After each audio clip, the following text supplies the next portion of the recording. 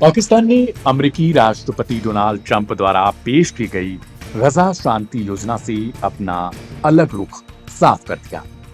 उप प्रधानमंत्री और विदेश मंत्री इशहाक डार ने कहा, यह योजना उन 8 मुस्लिम देशों के साझा प्रस्तावों से अलग है और इसमें युद्ध विराम, मानवीय राहत और जबरन विस्थापन रोकने जैसे अहम मुद्दे स्पष्ट रूप से शामिल नहीं हैं। इसलिए पाकिस्तान इस प्रस्ताव का समर्थन नहीं करेगा।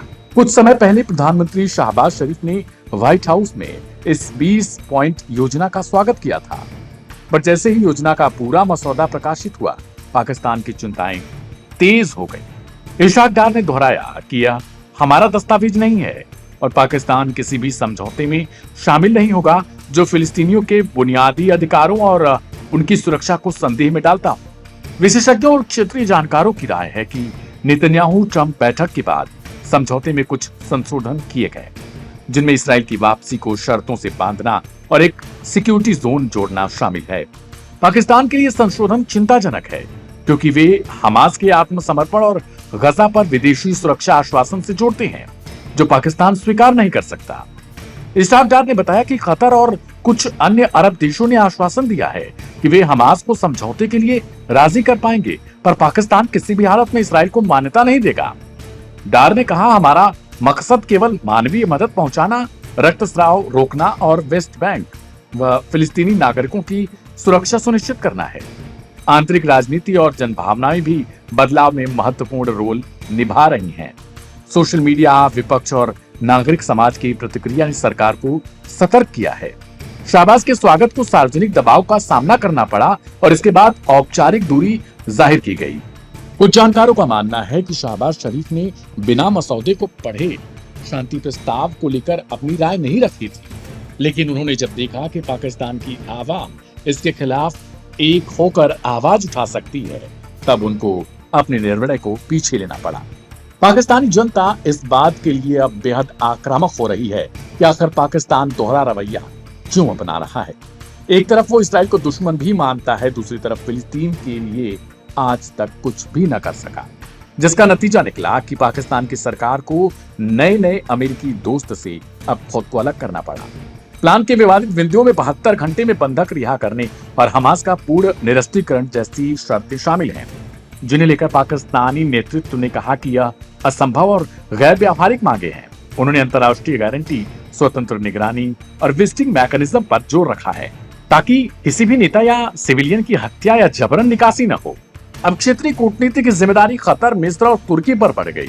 यह देखा जाना बाकी है कि वे हमास और अन्य घटकों को राजी कर पाएंगे या नहीं, और अगर नहीं तो ट्रंप नेतन्याहू योजना में और संशोधन जरूरी हो सकते हैं। पाकिस्तान की दूरी भी इस बात का स्पष्ट संकेत है कि बड़े अंतर्राष्ट्रीय समझौते के लिए सहमति, मानवीय गारंटी और जमीनी समर्थन अनिवार्य है। नतीजा यह कि गजा शांति रोड मैप की इर्द गिर्द कूटनीति और दबाव का नेटवर्क और भी जटिल हो चुका है।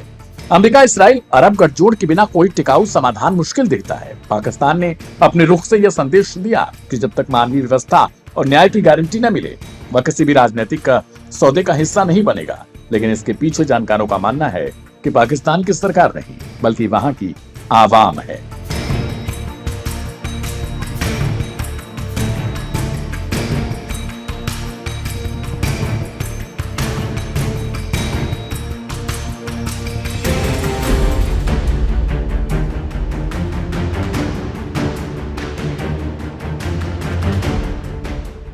अमेरिका के राष्ट्रपति डोनाल्ड ट्रंप ने कतर की सुरक्षा सुनिश्चित करने के लिए नया कार्यकारी आदेश जारी किया है। इस आदेश में कहा गया कि यदि कतर पर फिर कभी हमला हुआ तो अमेरिका प्रतीकात्मक सैन्य कार्रवाई करेगा और कतर की क्षेत्रीय अखंडता की रक्षा सुनिश्चित करेगा। यह आदेश इसराइल के हालिया दोहा एयर स्ट्राइक के बाद आया, जिनमें दोहा में मौजूद कुछ फिलिस्तीनी टीम के सदस्यों की मौत और एक कतरी सुरक्षा अधिकारी की मौत हुई थी। घटना ने क्षेत्रीय और वैश्विक चिंता उभारी। इसराइल ने कहा कि इन हमलों का निशाना हमास से कुछ कमांडर थे जो दोहा में गजा के लिए अमेरिकी मध्यस्थता वाले युद्ध विराम प्रस्ताव पर चर्चा कर रहे थे।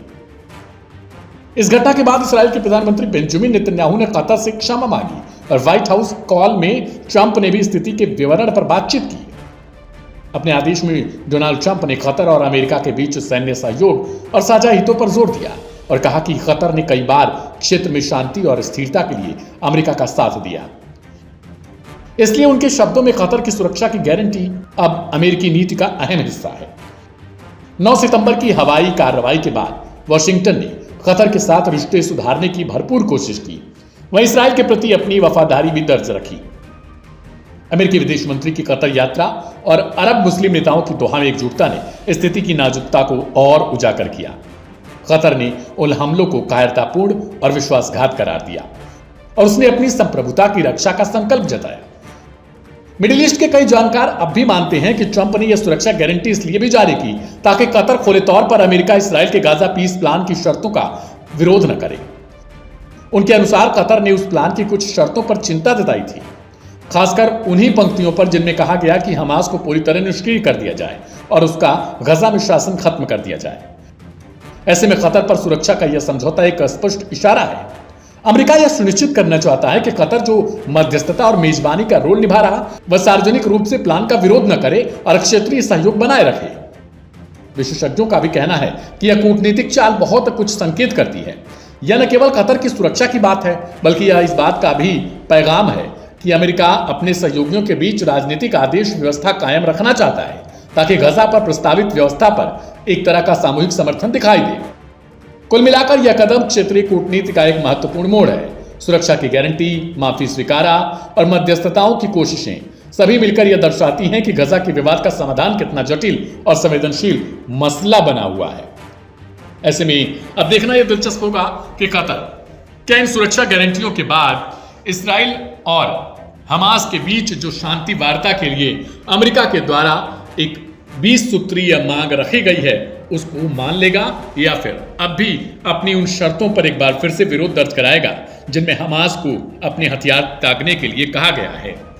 इस रिपोर्ट को लेकर आपकी क्या प्रतिक्रिया है, कमेंट बॉक्स में जरूर लिखें।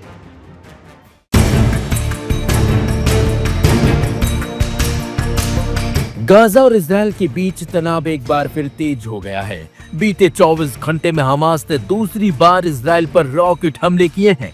तेल अवीव शहर को निशाना बनाया गया है, जहां देर रात रॉकेटों की बारिश से आसमान जगमगा उठा, जिसके चलते इजराइल में हड़कंप और अफरा तफरी मच गई है। जी हां, तेल अवीव के आसमान में रॉकेटों की चमक और जमीन पर दहशत का माहौल। सोमवार देर रात गाजा से हमास ने इजराइल पर एक के बाद एक रॉकेट दागे। इजरायली सेना के मुताबिक कुल 5 रॉकेट लॉन्च किए गए थे, जिनमें से 4 को आयरन डोम डिफेंस सिस्टम ने सफलतापूर्वक इंटरसेप्ट किया है।